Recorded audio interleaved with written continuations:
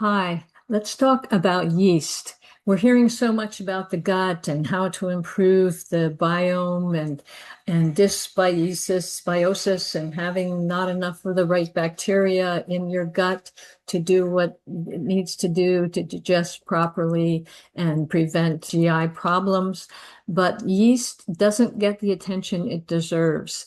I heard a lecture back in 1982 that changed my life when I realized how important it was to not feed the yeast in your system. And it's known as candidiasis. It's related to molds, and it is not what we want to have dominating our gut.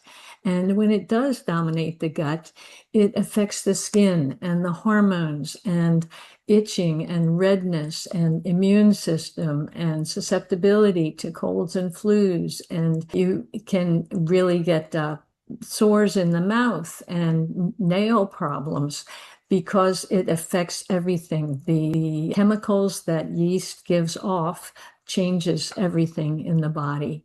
And you can go into any drugstore and there are rows and rows of medications over the counter for the different things that a yeast overgrowth causes, and sometimes it's called, like I said, candidiasis, but it is taking over many people's guts. I'd say maybe half of Americans have too much yeast in their gut. And that's why they have skin problems, they have depression, they have hormone problems, they have brain fog.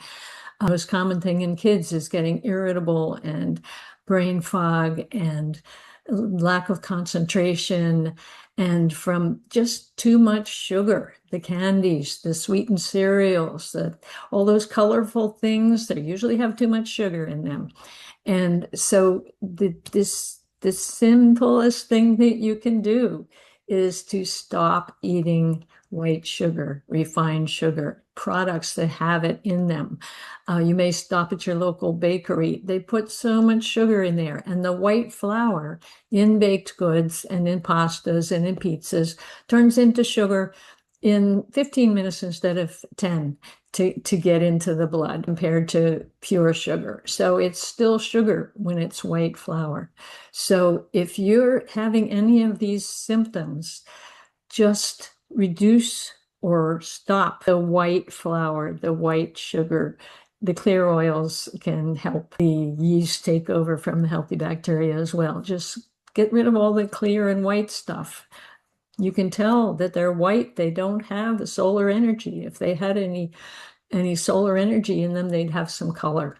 So just be aware that this can be a huge problem. Yeast and candidiasis can be the source of most of those annoying things. And the other piece of it is that it tends to encourage the chronic disease because it tends to acidify the body, and it causes, like I said, the mycotoxins to affect your hormones. And when things get out of balance, you're more likely to head towards cardiovascular problems, blood sugar problems, cancerous growths, that kind of thing. And it's important to keep your whole system working symbiotically with the good, healthy bacteria and not feeding the yeast. Thank you.